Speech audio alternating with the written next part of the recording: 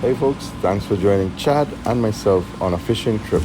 We are headed out of Charlotteville Tobago to the gas producing platforms off the first bocas, and that's on the North Coast of Trinidad but sitting to the west of Tobago. My name is Ron and I'm with Oceanific, and Chad is a pro staff member of Team JYG Profishing. In this video, I'm going to tell you about our fishing, our methods, and a little bit about the platforms. It's always a good sign when a fish jumps into the boat before you get your lines wet. This little flying fish flew in and landed on the deck, but we didn't see it until it was too late, unfortunately. We got a nice early start to the day, but it wasn't early enough to make the 2-hour trip and be at the rigs for daybreak. We had hoped to make this journey of approximately 50 miles a bit faster, but the seas had a different idea. So we pulled back on the throttle a bit to enjoy the ride and some sweet island music vibes. The first platform we met is called Poinsettia, and this is a BP installation. It produces natural gas. These platforms offer excellent structure out in the ocean, and they act like magnets for fish. This platform started delivering gas in 2009. It's pumped via a 20-inch subsea line just a few miles south to the Hibuscus platform, where it joins that gas production and flows back and or is pumped back to Trinidad. Here's a big number for you. The platform Poinsettia can produce and handle as much as 350 million standard cubic feet of gas per day. Here you can see the Poinsettia platform with an attending supply vessel engaged in loading operations. So, of course, we gave them a wide berth and we did some trolling on the outside, far enough away so as not to be a risk or cause a problem. We did hook up with a nice Wahoo on this troll around. If you come out here to fish, please keep a safe distance and follow any instructions that the crew would give you over the PA system or via the Marine VHF radio. Don't spoil it for the rest of us or endanger yourselves out here. We could see down to the south of us, the sea state looked to be a little bit calmer, and with the loading operation going on here, we couldn't do our jigging, slow pitch or speed jigging. So we decided to make a run down south to the next platform, which is Hibuscus.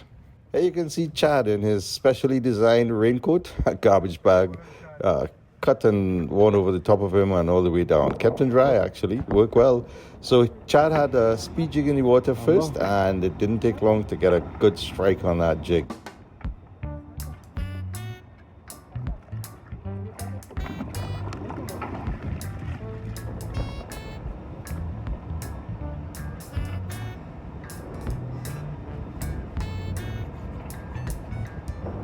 On this video, Chad did most of the fishing, as you can see. He started with the speed jigging and basically continued because he just wanted to catch as many of the amberjack as we could. Chad is a commercial fisherman. That means he makes his living from fishing. He also feeds a village or two with the fish that he catches and attempts to catch.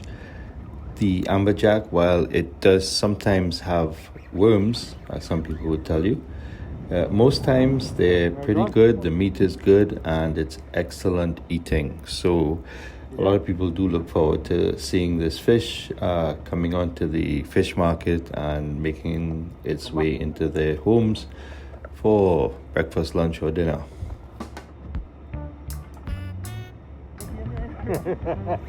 Get real, give me a break. We need more 100-pound weight and 100-pound leader.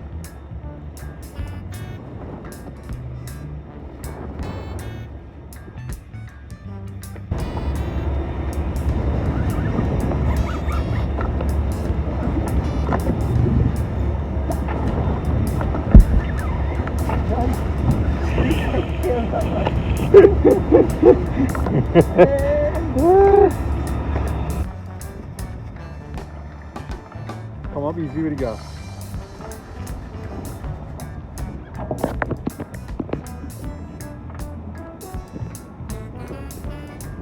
Nice.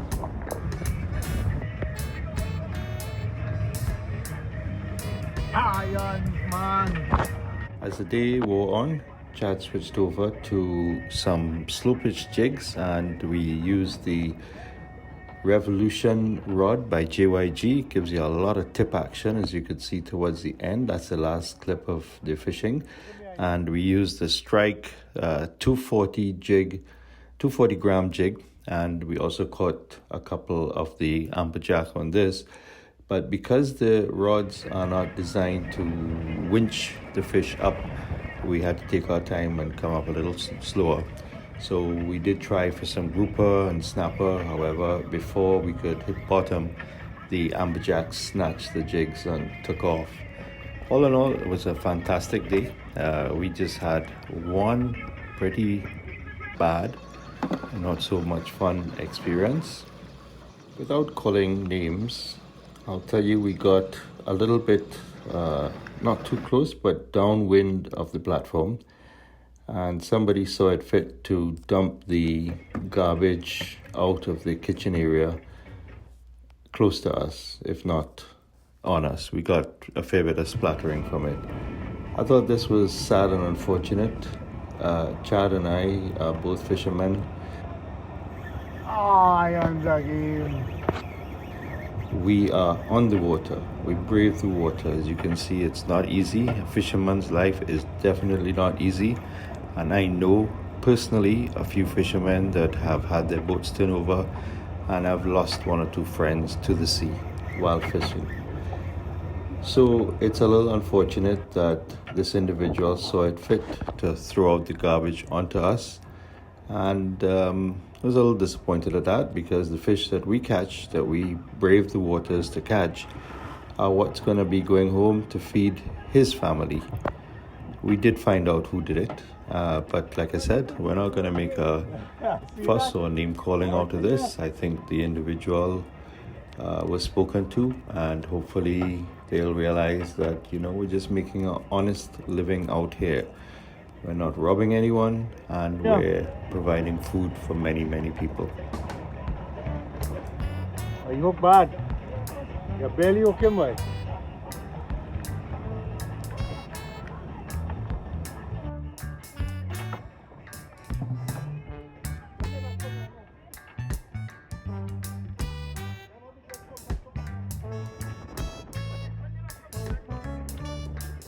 Anna, this I I'll go backwards and later I'm fighting towards the front side.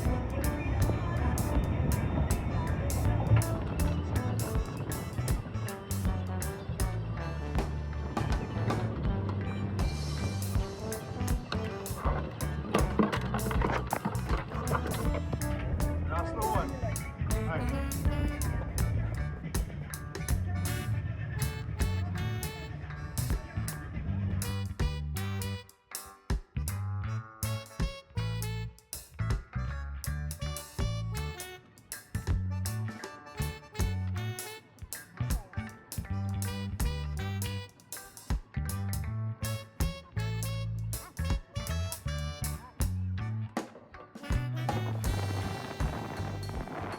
Well, certainly not because Chad is tired. He switched over to some slopage jigging. He's actually using here the JYG Profishing Revolution series rod. This one is a 240 to 540 gram. It's got excellent tip action, and this is one of which Chad was a tester for one of the prototypes, and this was the one he used to catch the 175 pound tuna. Took him almost 4 hours, but he got it, he landed it, and he brought it home.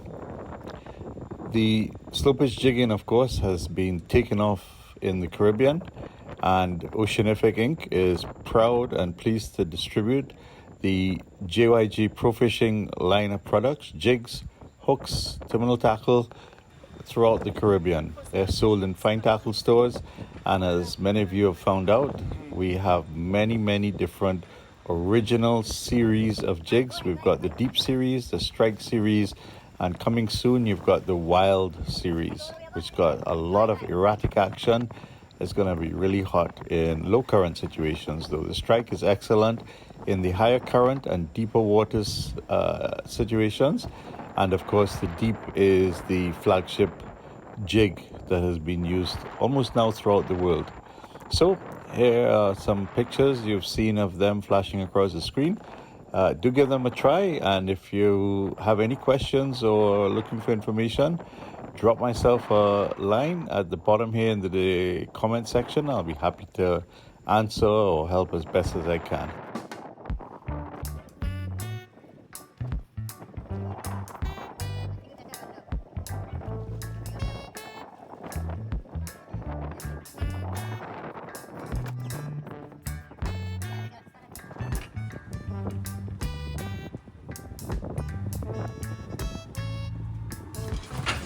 Hey folks, thanks for sticking around to the end. I hope you enjoyed it as much as I enjoyed filming and editing this video.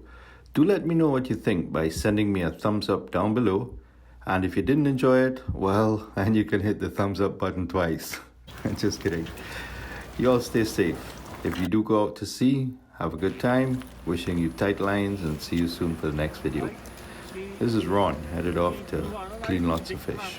See you guys.